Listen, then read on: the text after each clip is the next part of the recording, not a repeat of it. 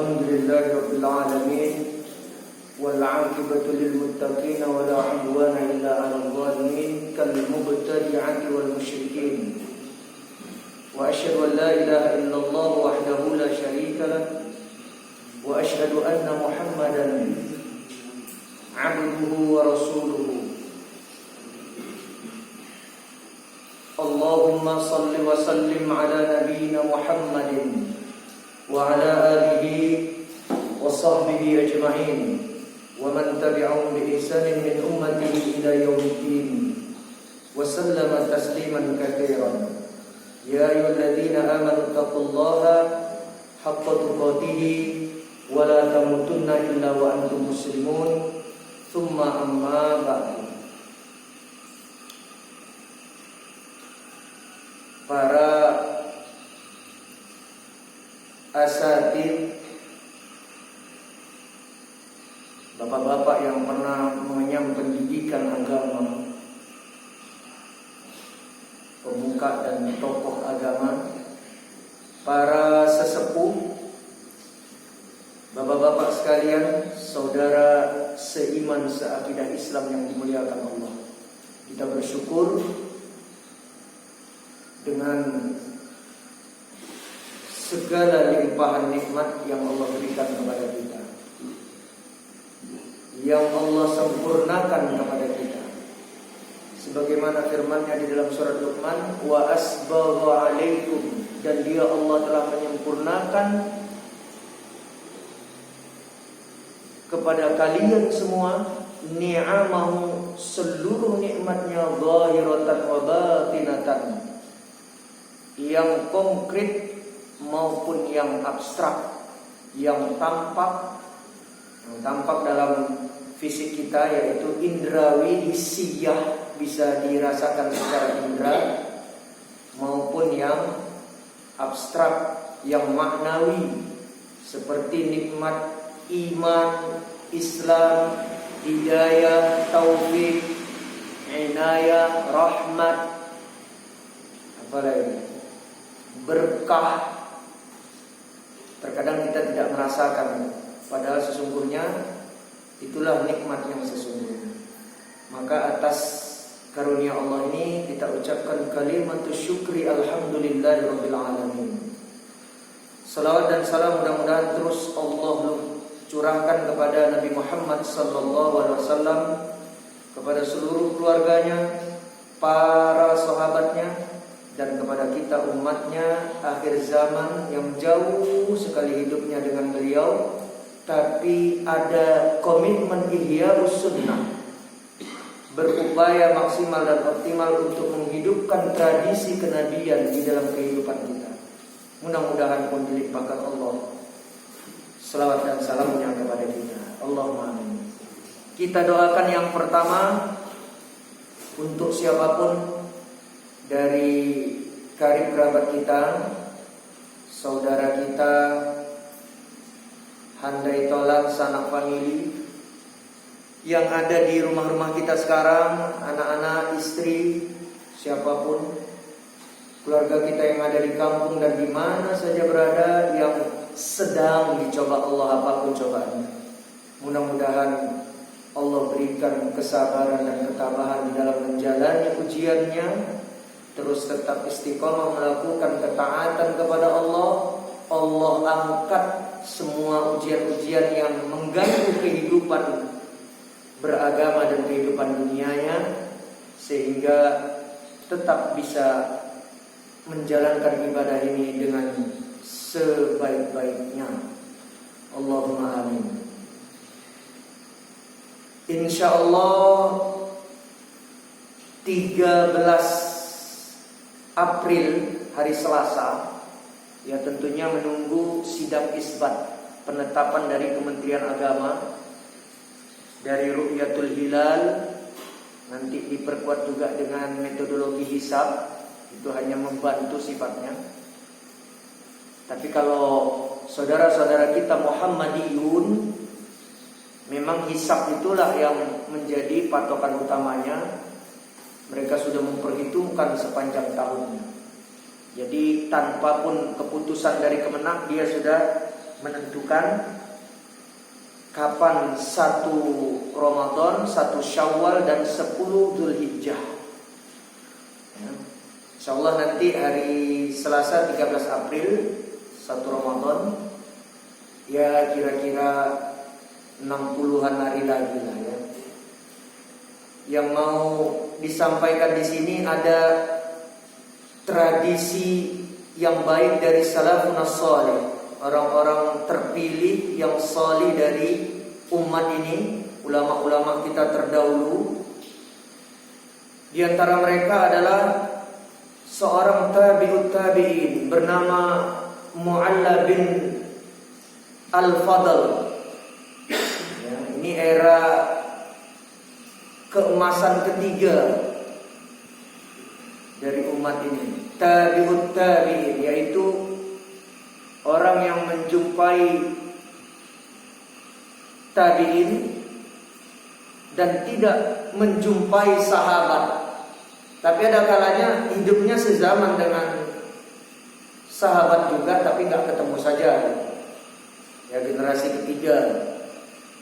Kemudian diriwayatkan juga oleh seorang tabi'in bernama Yahya bin Abi Katsir. Kalau tabi'in ini ada pendapatnya hanya bertemu sahabat. Rasulullah SAW sudah wafat. Tapi ada yang mengatakan juga sezaman dengan Nabi tapi nggak pernah ketemu. Cuma ini kurang kuat. Ya, seperti kisahnya Waisul Qarni itu kan tidak jadi akhirnya ketemu Nabi, tapi dihukumi sebagai sahabat bukan tabi'in. Nah, ini seorang tabi'in bernama Yahya bin Abi Katsir, nanti dibukukan di dalam kitab Hilyatul Auliya-nya Abu Nuaim, juga Lataiful Ma'arif Ibnu Rajab Al-Hanbali. Dia mengisahkan seperti ini. Dahulu para sahabat itu terbiasa 6 bulan, ya, 1 semester sebelum Ramadan itu jauh-jauh hari itu udah berdoa melafalkan kalimat-kalimat baik untuk Allah karuniakan ketemu lagi Ramadan tahun itu 6 bulan sebelumnya. Dan nanti berlalu saja Ramadan 29 atau 30 hari, maghribnya 1 Syawal, mereka melanjutkan doa yang sama 6 bulan sebelumnya sampai 6 bulan setelahnya Ramadan pula.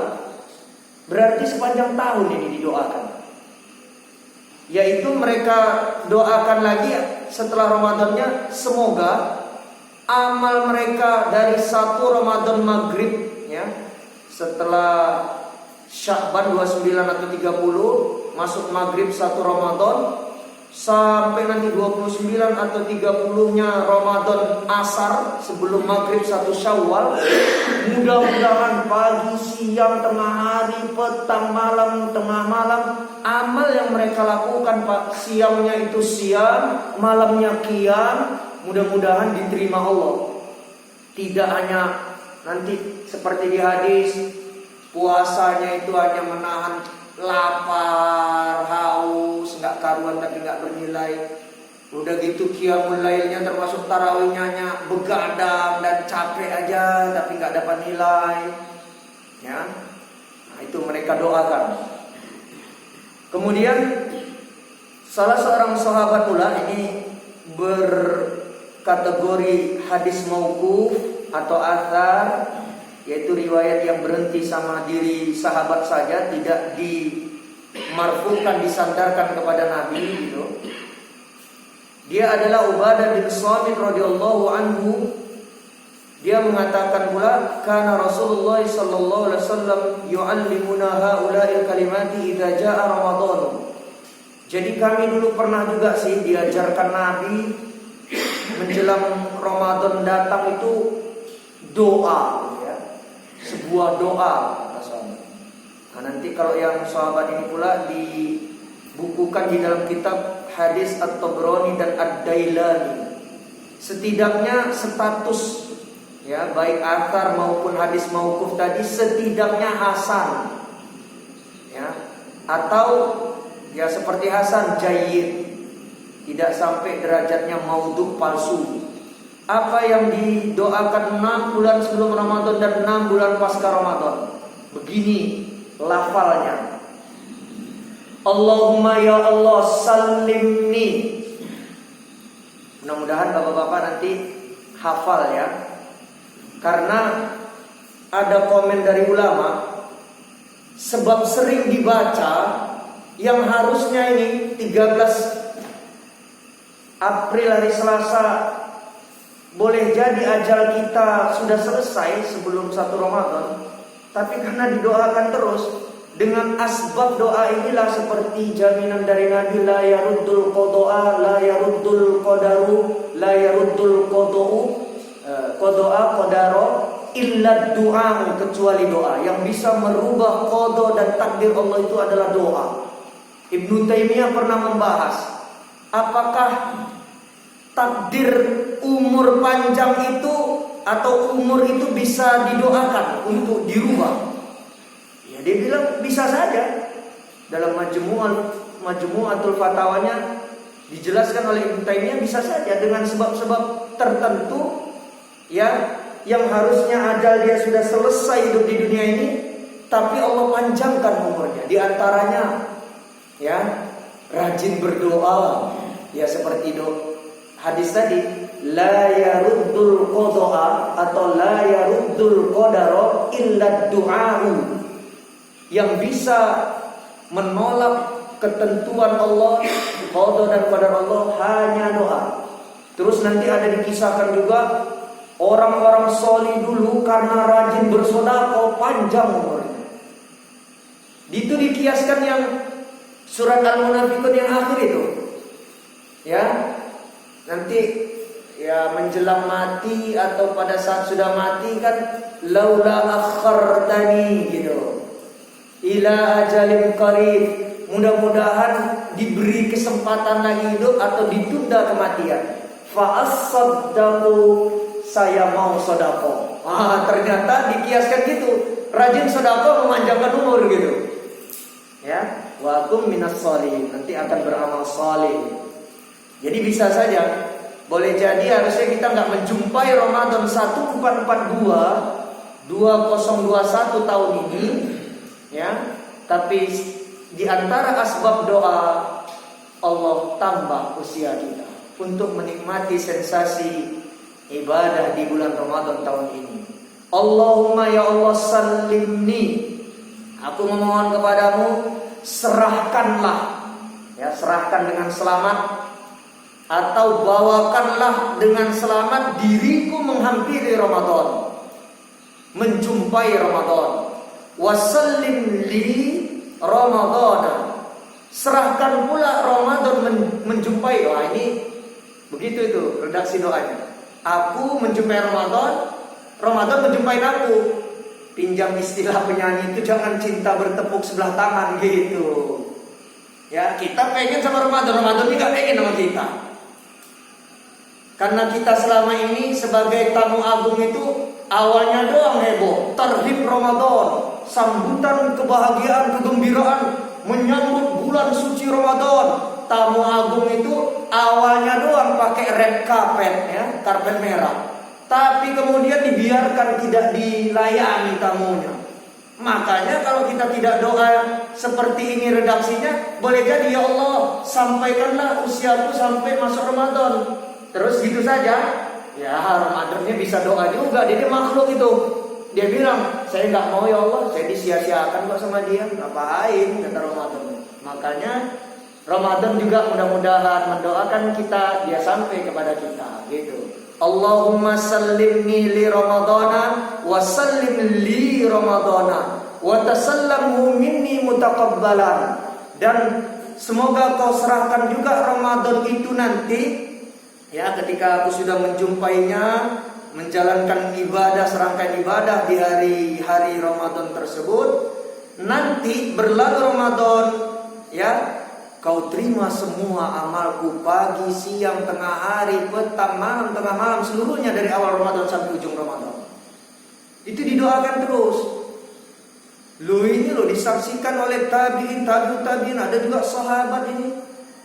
Itu 6 bulan sebelum Ramadan dan 6 bulan setelah Ramadan. Berarti kalau 12 bulan sepanjang tahun dong ini.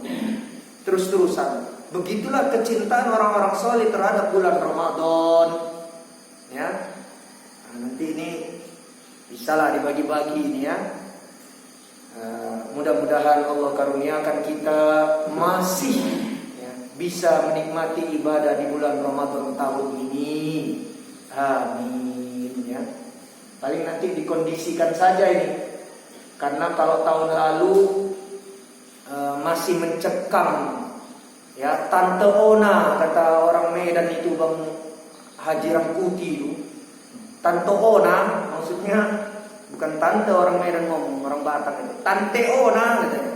Dia betah kali gak pulang-pulang dia gitu. Gara-gara simbah di tanah Jawa itu didoakan sama simbah, kan ada bantuan itu ya dari petugas gugus Covid. Mbak Niki, bantuan saking corona Mbak. Oh salam-salam ya sama corona. Ya mugi-mugi panjang umur kata simbah itu, kiranya corona itu manusia. Akhirnya jadi candaan di Medan sana bagi orang Batak. Ini Tante Ona ini nggak mudik-mudik dia. Mudah-mudahan tahun ini walaupun ya kondisinya wallahu a'lam nanti, tapi kelihatannya ya sampai ujung tahun 2021 ini beginilah. Antusias nanti ke masjid sholat tarawih kelihatannya, kecuali insya Allah ibu-ibu perempuan ya kelihatannya. Kalau anak kecil wallahu alam nanti dikondisikan bagaimana, karena ini masalahnya infrastruktur juga ini belum ya sepenuhnya selesai gitu. Mudah-mudahan nanti sebelum Ramadan pun udah selesai juga ini banyak ya, kalau tahun lalu ya sedikit aja sini ya, apalagi sempat ada dibatasin total ke masjid ini ya sudahlah. Mudah-mudahan tahun ini kita bisa menikmati berjamaah di sini. Allahumma amin ya. Siapkan spiritual kita untuk menyambut ya tamu mulia dari Allah ini. Wallahu a'lam bishawab. Kita lanjutkan kajian fikih kita. Kemarin itu bulan lalu tentang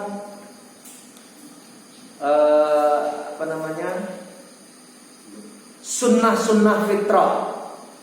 Ada redaksi hadisnya itu 5 khamsun minal fitrati, ada 5 kebersihan diri. Maksudnya gini, sudah memang Allah ciptakan fitrah kita senang akan melakukan kebersihan-kebersihan tersebut ya, melakukan kesucian-kesucian tersebut.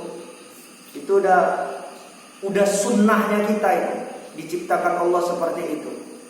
Fitrahnya kita yaitu al-istihdadu, mencukur rambut kemaluan. Yang pertama ini yang redaksinya 5 ya. Kemudian wal khitanu ya, berkhitan. Kalau istihdad itu dari hadid gitu. Jadi dicukurnya itu pakai alat terbuat dari besi. Hadidun, kan ada surat al-hadid itu surat besi ya.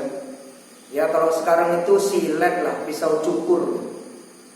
Rambut kemaluan ya yang dicukur. Kemudian tadi khitan, jadi bukan candaan itu. Ini sunnahnya Nabiullah Ibrahim alaihissalam yang kemudian diteruskan tradisi kebaikan ini kepada keturunan Nabi Ibrahim, Nabi Muhammad sallallahu alaihi wasallam. Nabi Ibrahim itu yang khitan, itu yang pertama. Dan memang udah tua syariat itu. Dan alatnya itu kalau sekarang namanya kampak di hadis itu, betul itu. Jadi itu bukan candaan gitu.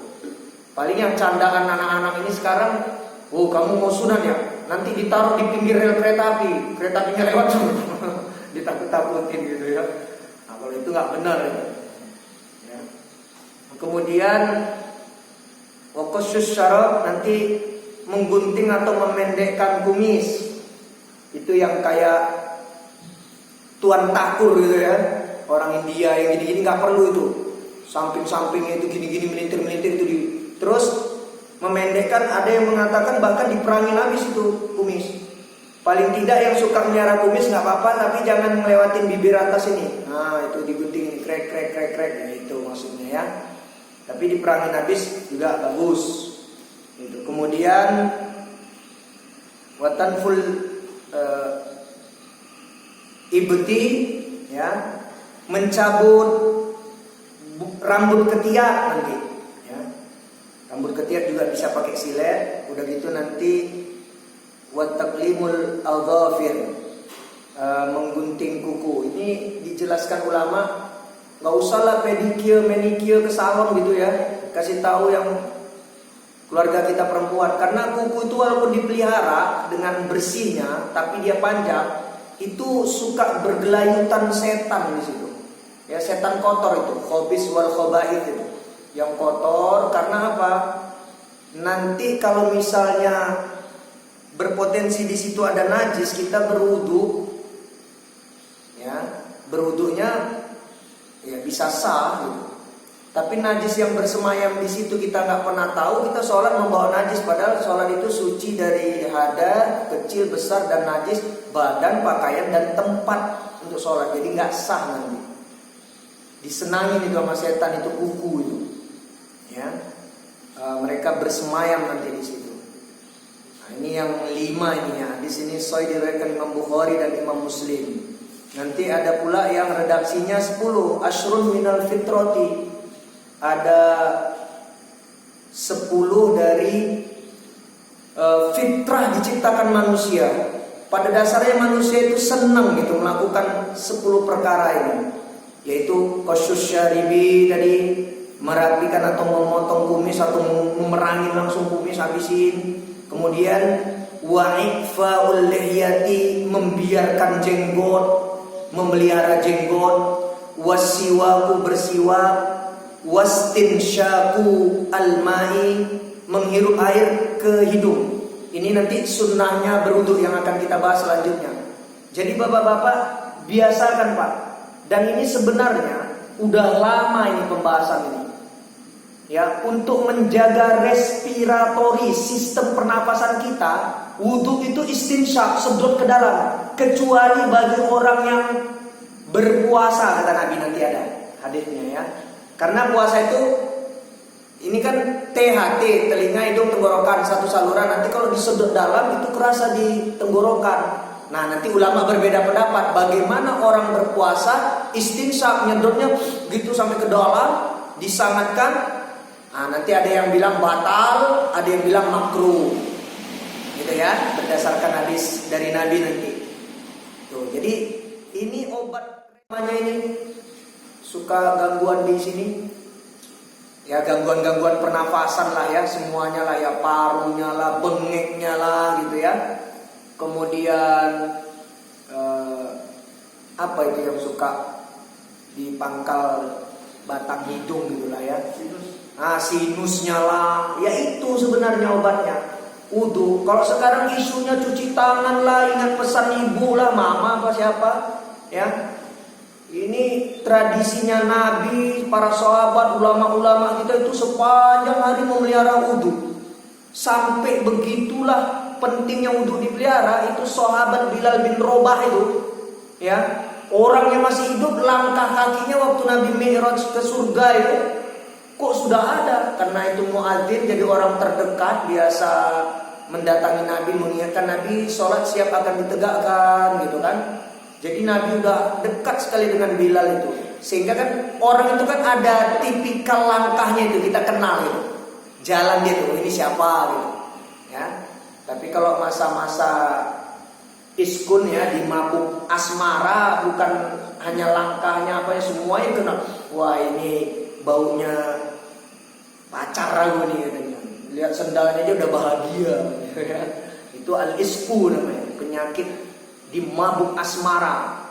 Itu penyimpangan dari setan ya. Jadi Bilalnya masih hidup, langkahnya sudah ada di surga.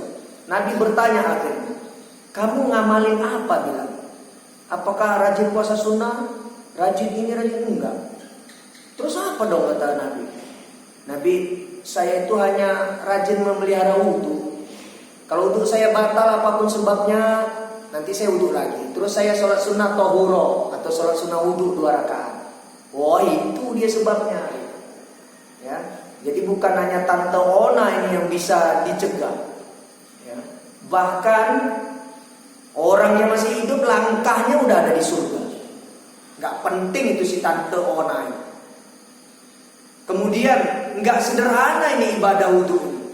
Perhatikan, Nabi nanti bilang ini, kita pembahasan wudhu. Ya, man tawaddoa, siapa yang berwudhu fa'ahsana wudhu'ahu atau fa'asbagha wudhu'ahu, disempurnakan, termasuk ala makarihi, pada waktu-waktu yang tidak disenangi. Musim hujan kan kita kena air, malas-malasan wudhu itu. Ya, itu bisa begitu. Selesai wudhunya, kemudian dia berdoa, asyhadu an la ilaha illallah wahdahu la syarikalah wa asyhadu anna muhammadan abduhu wa rasuluh. Dah sampai situ aja. Futihat lahu thamaniyatu abwabil jannah, dibuka 8 pintu surga itu untuknya. Dia bebas mau masuk lewat pintu mana saja. Enggak sesederhana itu wudhu itu. Kalau hanya untuk mencegah corona, lebih hebat lagi lah. Masuk pintu surga 8 itu. Kalau kita sempurnakan wudhu yang benar, rajin memelihara wudhu, dan orang yang selalu punya wudhu itu dalam kondisi yang terbaik gitu. Selalu dirinya, sampai nanti dimotivasi mau tidur itu bersucilah, nanti wah didoakan malaikat dengan doa-doa pengampunan, doa rahmat, dihukumi dalam keadaan sucinya. Walaupun nanti udah wudhu dia tidur berpotensi kentut kan, batal wudhunya. Tapi kan dia nggak tahu. Yang penting mau berangkat menuju tidurnya itu ya dia wudhu seperti sunnah Nabi. Nah, jadi ini kembali istinsyak tadi, biasa kan Mbak, sedot itu gitu. Nanti kerasanya itu kayak kita minum soda. Nah, bagus itu, bersih-bersihnya itu dikeluarin itu kotoran-kotoran virus-virus itu ya. Kemudian wa ghuslul barajimi ya. Wa ghuslul barajim itu memotong, mencuci ruas-ruas jari. Biasakan juga wudhu nanti ya di sela-sela gini. Ya.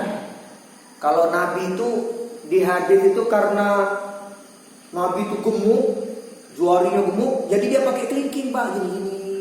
Tapak kaki gini. Nah, ini Nabi nih. Jadi peringatan sampai Nabi pernah naik kuda orang wudhu. Ya kalau sekarang itu saya perhatikan ada orang tua, jangankan anak-anak, masa wudhu juggling gini. Ini bukan main bola, juggling memang bola bukan. Nabi itu loh sampai gini, terus ada sahabat lagi pada wudhu, Nabi naik kuda, Nabi pacu kudanya dia itu. Wailul lil aqabin fil aqdam. Ya, neraka wail untuk tumit-tumit. Maksudnya kalau nggak merata ini kan ada kerutannya, ditepuk sama Nabi, terus terapak digini. Nah, ini pakai kelingking gitu. Kukunya digini-giniin. Nah, gini-giniin kalau berkuku. Kita supaya menyegarkan kembali seperti apa sih idealnya wudhu gitu. Ya, nanti kita membahas wudhu ini setelah ini pembahasannya. Terus watanful ibti, mencabut rambut ketiak, wahalqul anati, mencukur juga rambut kemaluan. Kemudian wantiqasul ma'i, maksudnya istinja ya, cebok yang benar. Anak-anak kita itu diajarkan, cucu kita yang udah punya cucu.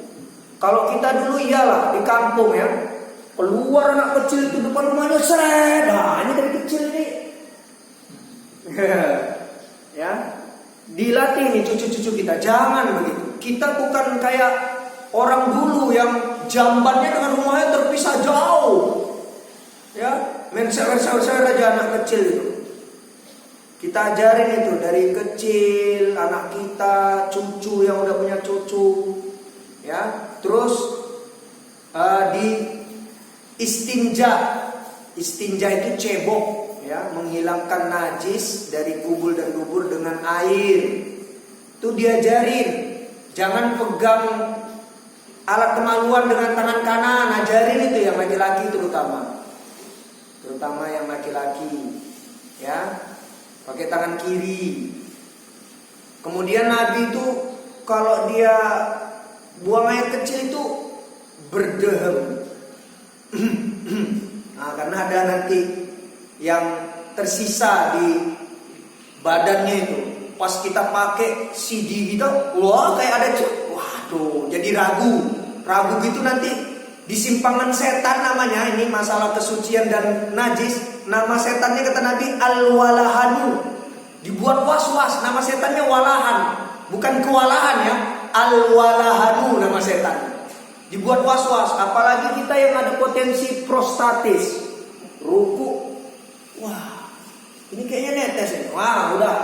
Ada kaidah fikih bilang ya al-yaqinu la tazulu bisyakki. Udahlah, yakin aja, hilangkan keraguan. Nah, gitu aja. Ya. Makanya kalau di kamar mandi yang tuntas-tuntas, ajari juga anak-anak kita, laki-laki, perempuan gitu. Ya.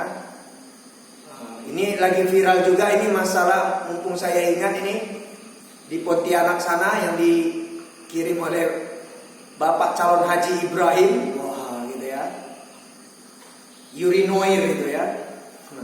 Hati-hati katanya. Para DKM yang membuat di masjid-masjid, musola, surau langgar itu kloset kencing berdiri untuk laki-laki. Wah, nanti itu bisa menyebabkan prostat. Ada penelitiannya di Jepang dan apa.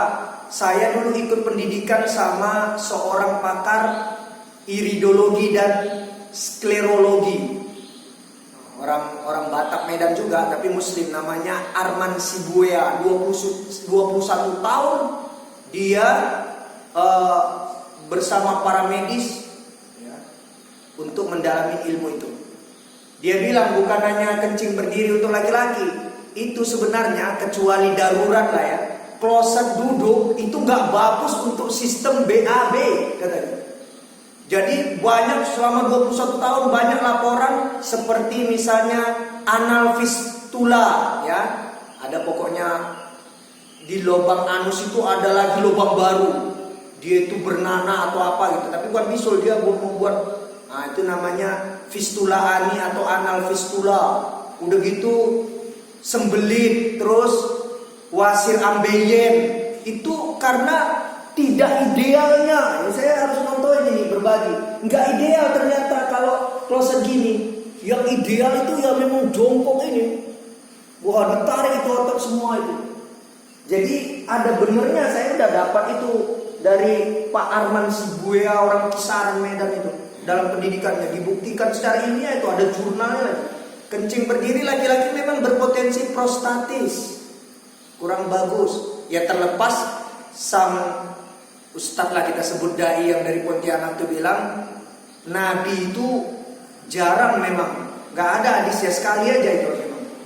Jadi Nabi itu dalam safar kebelet mau kencing gitu kan, dan itu Nabi menjauh, terus ada kayak pembuangan sampah ya, Nabi suruh sahabat dua kali jangan dekat-dekat ya, terus Nabi ngangkang gini, terus pohon kurma nutupin Nabi, suruh rapat gitu.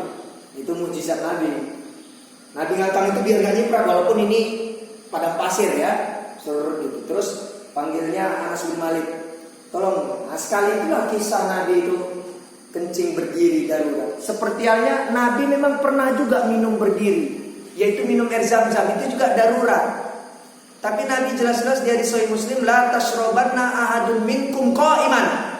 Jangan biasakan minum berdiri. Sampai kata Nabi, kalau kamu minum berdiri, udah masuk ke mulutmu, gitu-gituin, muntahin lagi gitu. Karena sesuatu yang buruk masuk ke tubuhmu, kata Nabi. Tapi Nabi pernah minum berdiri. Waktu haji wada itu, minum air zam-zam, berdiri Nabi. Tapi rupanya diteliti sama ulama, dikomen sama ulama, itu karena keadaan darurat. Sekarang ya bisa berpotensi darurat. Kadang-kadang kita apalagi di Mekah ya, mudah-mudahan semuanya bapak-bapak nanti haji, nggak usah umroh. Kalau haji udah pasti umroh gitu ya. Kalau umroh belum tentu haji. Itu kalau kita minum nanti jongkok di termos air zam-zam, bisa-bisa ditabrak orang gitu. Jadi memang jadinya berdiri kita minum itu kadang-kadang untuk cari aman. Bisa ditabrak sama, kalau Afrika yang nabrak, habis lah, apalagi kecil kayak saya, gitu. Itu ceritanya. Rupanya ada kebaikan juga, walaupun secara umum Nabi melarang kita untuk minum berdiri. Nanti yang ke-10-nya ya di sini kumur-kumur ataupun ini kumur-kumur juga biasakan Pak ya, gitu nanti bagian dari sunnah. Jadi anak-anak kita ini mudah-mudahan ya Ustaz Sanwi, rencana 2020 dulu udah agak reda wabah ya, atau sebelum wabah ya, kita mau mengumpulkan anak-anak SMP, ini cowok dulu, sempat kita mau buat asrama nginep di sini. Yang mau diajarin itu ya gini, wudu, mandi junub. Saya itu prihatin dulu waktu sebelum corona itu. Anak-anak itu ya Allah karim, padahal hadis masalah wudu itu dibawa sama ulama-ulama, innamal a'malu binniyat. Sesungguhnya semua amal itu dengan niat yang benar. Nah itu maksudnya wudu itu adalah suatu amal yang tinggi. Sementara anak-anak kita wudu itu siram-siraman, juggling, terus entah apa. Jangankan anak-anak kita yang SD SMP Pak, saya guru SMK, wah itu habislah sama saya siram itu murid saya. Malah itu ada kayak gitu ya, ada kesana kamar mandi perempuan, sini laki-laki, ditampungnya air cowok, wah perempuan menjerit-jerit, udah gitu disiramnya temennya wudu, datanglah saya, sini, saya siram sekalian, udah yang benar, itu tanda sayang kita sama generasi penerus Islam itu kayak gitu, calon pemimpin umat Islam, wudunya bercanda, gimana sholatnya mau benar? Itu padahal komponen penting loh untuk ibadah sholat. Dimulai dari wudhu yang benar. Nah dulu kita ada wacana itu, udah buat proposal atau apa, terkendala corona. Saya perhatikan anak kita, bahkan saya minta maaf. Di antara kita orang tua itu saya bukannya nyari kesalahan ya, bareng wudhu gitu kan. Oh kasihan bapak ini, belum tahu dia begitu. Padahal sempurna atau diterimanya amal sholat kita bermula dari wudhu itu nanti. Bermula dari wudhu kita yang benar. Terus nanti termasuk ada fikihnya. Kan disunnahkan wudhu itu tawaddu'u bismillah. Maksudnya tawaddu'u biqailin bismillah. Baca bismillah.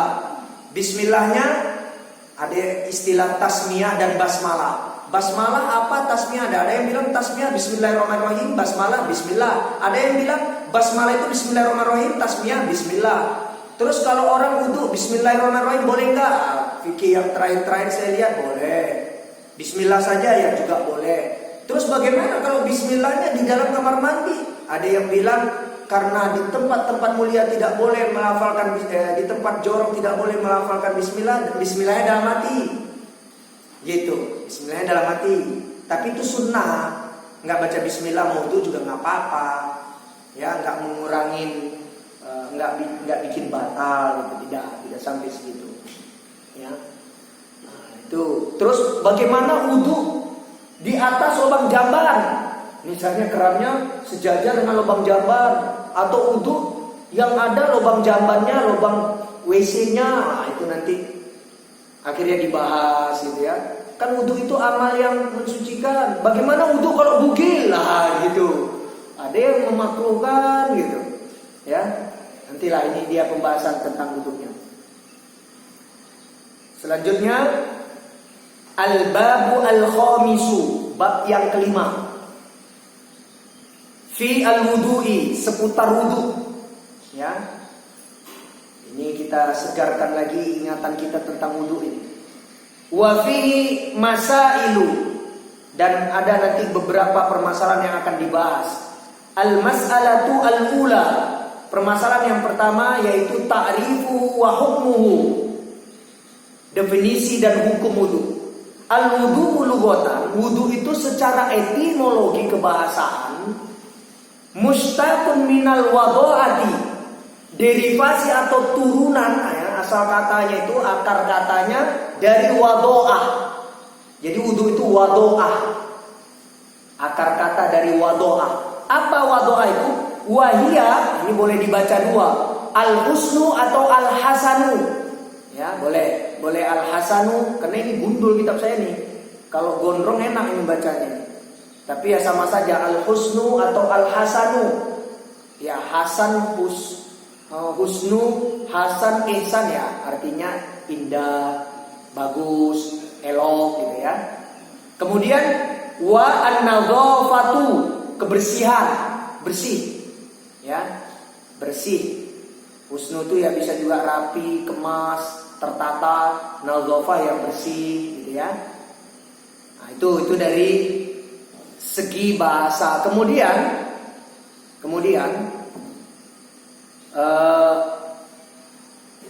kalau dibaca wawunya dengan fathah al-wudu gitu, bukan al-wudu, wawunya dibaca pakai fathah, tidak pakai dhamma. Kalau al-wudu ya tadi, ya al-wudu artinya berwudu atau mengambil air wudu. Kalau al-wudu itu airnya, air yang digunakan untuk berwudu.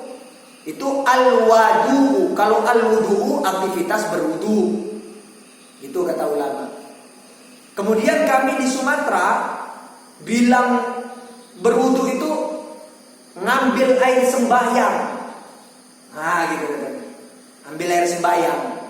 Karena sholat itu dibahasakan Melayu dulu, ya, sembahyang. Tapi ada yang mempermasalahkan, jangan sembahyang. Itu dari bahasa Hindu, ya, bahasa Sangsekerta kuno, yaitu sembah Sang Hyang Widi. Tuhannya, hantunya orang Hindu itu Sang Hyang Widi. Jadi sembah Sang Hyang Widi. Seperti jangan ngomong kuala. Saya dengar itu yang terakhir ini adalah dai terkenal. Dai terkenal, ya, tapi bukan tukang melucu, ya, saya nggak sebut lah. Terindikasi kata kuala itu juga dari Hindu. Hati-hati, itu kata-kata syirik katanya. Kuala itu kuwatalata, kekuatan, demi kekuatan berhalalata gitu. Kualat gitu. Kuwatalata, demi kekuatan berhalalata. Hati-hati katanya ya. Wallahu a'lam lah, karena begitulah adanya ya. Tapi ada juga yang ternyata ya mungkin meneliti, udah itu mengantisipasi ya, kita sikapi dengan baik sajalah itu semua. Ya sama juga, jangan bilang sembahyang. Tapi kalau di bahasa Melayu itu ya masih banyak sembahyang gitu, nyebutkan sholat. Jadi ambil wudu itu ambil air sembahyang katanya ini. Ya. Nah itu. Kemudian wasyar'an, yakni fi syariati, ya, fi syariati, menurut syariat apa wudu itu? Secara syariat, istiqmalul ma'i fil a'dha'il arba'ati. Gitu ya. Jadi menggunakan air, ya, menggunakan air untuk anggota badan yang 4. Karena nanti rukun wudu itu 4 yang dibasuh. 4 itu adalah tangan, kepala, wajah, kaki, gitu ya. Nah itu, jadi 4 itu. Wahia, yaitu yang 4 itu al-wajhu, muka, wal yadani, kedua tangan, warroksu, kepala, warrijlani, 2 kaki. Ya, itu 4 anggota wudu yang harus dibasuh. Ala sifatin makhsusatin fi syar'i. Jadi basuhnya enggak asal-asalan, tapi mengikut ya ketentuan, mengikut aturan, tata cara tertentu menurut undang-undang Islam, menurut syariat. Dalam rangka ala wajhi ta'abbudi lillahi ta'ala, untuk ya beribadah kepada Allah. Jadi mekanismenya, aturan mainnya ada sendiri. Tujuannya yaitu tadi, nanti ulama membawakan masalah wudu itu innamal a'malu binniyat. Jadi wudu itu dihukumi termasuk amal yang tinggi, sehingga harus ada niat, dan tempatnya niat wa mahilluha fil qalbi la bil lisani. Tempatnya di hati, tidak ada urusannya di ucapan kita. Wa hukmuhu, hukum berwudu. Annahu wajibun 'alal muhdithi idza arada as-salata wa ma fi hukmiha kat-tawafi wa mushafi. Jadi wudu itu menjadi wajib bagi orang yang mempunyai hadas. Bapak-bapak supaya tahu ya, najis itu adalah kotoran yang konkret. Cara membersihkannya dengan istinja atau istijmar. Istinja itu dengan air, istijmar itu pengganti air yaitu batu. Jadi kotoran yang tampak itu namanya najis. Kotoran yang abstrak itu namanya hadas. Cara mensucikannya, hadas kecil dengan wudu, hadas besar dengan mandi. Gitu ya. Itu dibedakan. Hadas itu adalah kotoran yang tidak tampak. Jadi dihukumin tubuhnya itu mengandung suatu kotoran tapi bukan indrawi, tidak tampak dia. Sementara yang hisiah indrawi itu adalah ya. Terus juga disunnahkannya, bahkan bisa jadi wajib juga menurut pandangan mazhab tertentu, apabila orang itu mau tawaf. Karena nanti di hadis at-tawafu kas-sholati, tawaf itu kayak sholat hukumnya. Hanya saja kita sholat nggak boleh bicara, tawaf boleh bicara tapi sedikitkan pembicaraan yang nggak penting. Jadi tawaf itu boleh juga sih ngobrol, ya.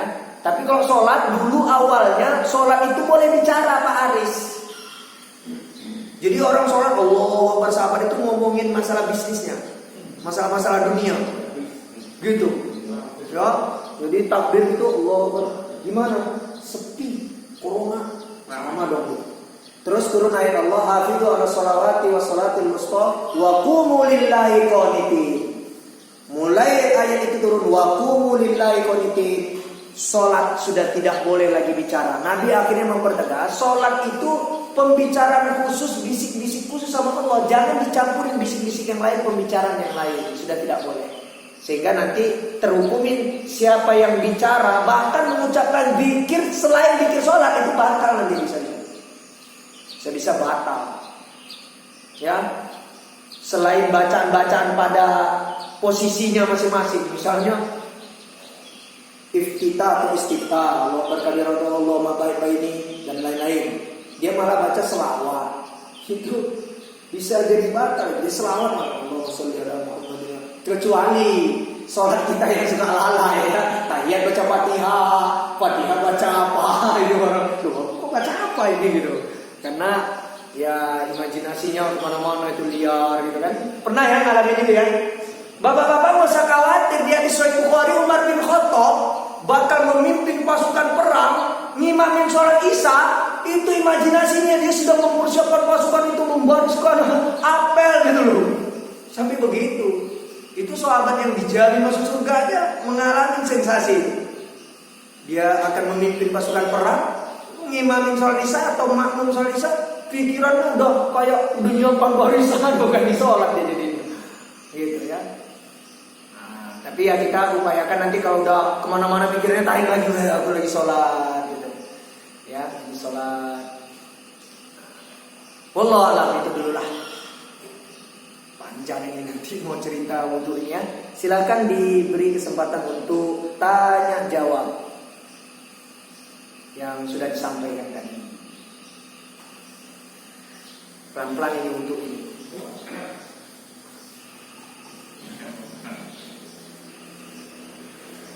Ya, Pak Imam Santoso.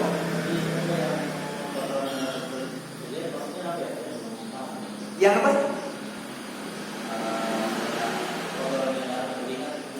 Oh, itu hadas. Kita kan terhukumi hadas itu kotoran tidak terlihat. Misalnya Pak Imam punya wudu atau nggak punya wudu kan saya nggak lihat.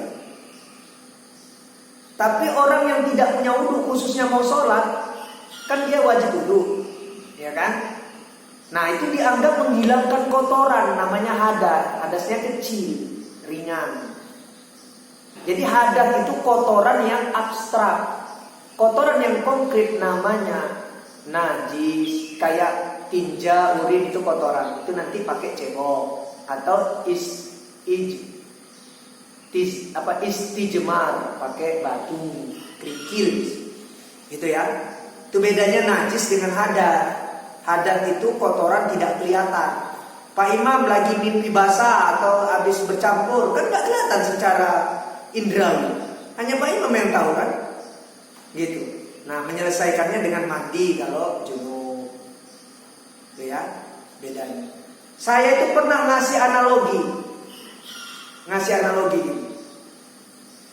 sama murid saya SMK, karena saya ngajar PAI, jadi ada pelajaran fikih kayak gini. Saya bilang ini, kalian kalau mau wudu pakai niat dilafalkannya. Iya Pak. Gimana niatnya? Saya bilang, nawaitul wudu'a li rafil hadatsil asghari lillahi ta'ala. Saya kasihlah analogi. Kalian tahu nggak? Hadas itu kotoran yang tidak tampak. Saya bilang itu. Sedangkan kotoran yang tampak namanya najis. Itu najis itu bahasa Arab, saya bilang. Hadas bahasa Arab. Sudah. Sekarang kotoran yang tampak, ya, kalian nganggap wudu sah nggak kalau nggak melafalkan niat tadi? Wah, kami biasanya dibilang dulu Pak dari SMP, dari SD katanya nggak sah Pak. Oh ya udah, nama itu wudu ya, nggak sampai Z saya bilang, saya canda-candain. Nama itu wudu A, wudu B, wudu C gitu kan, gitu. Saya canda-candain aja gitu. Gini saya bilang. Menghilangkan hadas kecil wudu itu dengan berwudu kan. Kalian niat kan tentunya, innamal a'malu binniyat. Yang pertama sekali harus ada niat. Mau beramal apa saja termasuk wudu itu adalah amal yang mulia. Jadi harus ada niat. Oke. Kenapa kalian ya istinja enggak pakai niat? Padahal katakanlah tidak sempurna kalian menghilangkan hadas kecil kalian. Wudu kalian enggak sempurna. Kan enggak kelihatan. Saya bilang. Tapi kalian kalau cebok, ya, kalau nggak bersih benar, kalian walaupun orang nggak lihat, tapi kalian kan ngerasa nggak enak kan? Saya bilang gitu. Misalnya tinja, asal-asalan, ya kan masih ada nempel misalnya di sini kan, gimana? Tapi kalau kalian hukumin niat kalian yang nawaitul wudu'a itu sahnya kalian berwudu, itu cebok itu juga suatu keharusan loh dalam Islam. Walaupun kalian cebok pakai air berember-ember, pakai sabun sampai habis, sabun berbotol-botol itu, sabun cebok, saya bilang sabun bata. Kalau kalian nggak niat, nawaitul istinja'a li izalatin najasih. Saya bilang gitu. Oh, berarti nggak sah dong wudu apa cebok kalian. Gitu, bingung aja. Gimana itu saya bilang? Sama-sama kan penting kan, satu najis itu kotoran tampak, hadas itu kotoran tidak tampak. Ya, ini sama-sama amal mulia yang harus dihilangkan. Cebok itu amal mulia nggak? Iya Pak. Cebok harus nggak? Iya. Kalian kalau misalnya sholat nggak cebok, misalnya habis BAB sah nggak sholat? Enggak. Nah, kalian nggak wudu, sah nggak sholat? Enggak juga. Terus komponen pertama orang mau beramal apa? Niat Pak. Terus niat kalian tadi apa? Nawaitul wudu'a. Kenapa kalian cebok nggak bilang nawaitul istinja'a li izalatin najasil asghari lillahi ta'ala? Saya bilang, kalau nggak sah loh, saya bilang. Bingung. Jadi gimana Pak jawabannya? Talafus niat itu hanya memperkuat niat yang sesungguhnya di hati. Seandainya pun kalian nggak talafus ya tetap sah kan, niat kalian wudu, niat kalian cebok untuk membersihkan najis ya udah sah. Kalau kalian nganggap talafusnya dilafalkan lah itu sah, berarti kalian ini najis semuanya nih, najis. Karena kalian nggak sah cebok kalian, gitu saya bilang nggak sah. Karena kalian nggak ada. Siapa yang pernah ngajarin? Ustaz mana? Kiai mana? Nawaitul istinja li izalatil najasil asghar. Saya sengaja cebok untuk menghilangkan najis kecil. Atau najis apa? Mughaladzah, mutawassithah, gitu-gitu. Saya bilang, fardhon lillahi ta'ala. Ada enggak kalian begitu? Enggak. Terus kalian adzan? Saya bilang, adzan itu beramal enggak? Beramal. Mulia enggak? Mulia enggak Pak? Mulia. Nih saya kasih tahu ya. Orang yang adzan sampai puluhan tahun. Nah, di hadis itu ada 40 tahun, 50 tahun. Nanti itu Allah panjangkan di akhirat lehernya kayak unta. Maksudnya itu bukan mengerikan. Dimuliakan Allah di padang mahsyar. Diagungkan, nih lu muadzin-muadzinku, kata Allah gitu kan. Berarti mulia kan ya? Kalian pernah nggak? Nawaitu an adana. Ya, pernah nggak kalian bilang begitu? Langsung aja kan, paling kali selawat atau baca ayat Quran, innallaha wa malaikatahu yusholluna 'alan nabi, gitu kan? Itu aja nya kalian. Ada nggak kalian? Nawaitul adzan. Saya berarti nggak sah dong nih adzan kalian. Walaupun suara kalian merdu, suara kalian melengking, nggak sah dong. Iya ya. Ya udah, makanya niat talafus itu bukan niat, itu hanya menguatkan niat di hati. Pandangan sebagian mazhab. Tapi pandangan mazhab yang bilang itu pun untuk menguatkan niat yang di hati juga mengatakan kalau sudah paham niat di hati maka itu nggak bagus itu talafus-talafusan. Dia bilang oh gitu Pak ya. Saya ajarin yang benar mereka antara apa itu sesungguhnya niat dan apa itu talafus. Karena ada yang menganggap Pak sampai orang tua kalau nggak usolli, kalau nggak nama itu ya nggak sah. Ya gitu aja saya bilang. Bapak itu najis, bapak sholat. Lu kenapa? Bapak istinjanya nggak pakai nama itu istinja. Bisa gituin. Berarti nggak sah dong bapak. Walaupun ceboknya habis itu berember-ember, pakai sabun berbotol-botol itu, tapi nggak nama itu istinja, gitu. Berarti tetap najis dihukumin bapak. Sholat bapak nggak sah. Saya bilang gitu. Mikir aja bapaknya. Iya ya dia, iya gitu. Oh berarti usolli fardol maghribi Selasa Rabu Kamis nawaitul wudu audu itu bukan niat ini ya, bukan saya bilang. Oh ya katanya gitu. Wallahu a'lam bishawab ya. Itu pengetahuan juga buat bapak-bapak. Karena ada bapak-bapak itu yang begitu pikirannya, harus nawaitul wudu'a. Padahal di mazhab yang menyuruh talafus itu dia bukan bilang itu niat, menguatkan niat yang di hati. Karena ada orang yang kacau itu, ya, tidak bisa membedakan amal dengan adab itu. Jadi perlu diingatkan. Gitu. Seperti di mazhab Syafi'i itu, ya, penulis Fathul Mu'in juga begitu. Hanya untuk membantu mengingatkan niat di hati. Seandainya pun tidak talafus tetap sah. Bahkan dibilang dalam mazhab Syafi'i, bapak salah sebut itu nawaitul. Ya apa? Usolli itu kan sebenarnya nawaitu an usolliya gitu. Tapi fiilnya itu disembunyikan, mahdzuf. Jadi asalnya usolli itu nawaitu, saya berniat an usolliya, mau sholat gitu. Tapi diambil usollinya aja, usolli. Seandainya orang nawaitu ya apa? Usolli fardol subuhi, dia malah nyebut nawaitu fardol zuhri, padahal sholat subuh tadi. Atau sholat subuh 2 rakaat ini disebut salata rakaatin misalnya, itu tetap dihukumin sah kata mazhab Syafi'i. Buka itu Fathul Mu'in, buka itu I'anatul Talibin, buka itu semua kitab mazhab Syafi'iyah. Ya, Majmu' Syarah Muhadzabnya Imam Nawawi, tetap sah. Tergelincir talafus dia. Ya tapi kan yang dipahami nantinya dia sholat subuh, dia malah ngomong sholat maghrib. Harusnya usolli fardhu subuhi, malah usolli fardhu maghrib, enggak terasa ya. Tetap dihukumin sah. Karena niat itu mahilluha fil qalbi laisa bil lisan. Itu kata Imam Nawawi dalam I'anatul Talibin. Wallahu a'lam bishawab. Silakan yang mau tanya lagi. Kalau nggak ada kita tutup, ramah-tamah nanti kita ngobrol ya.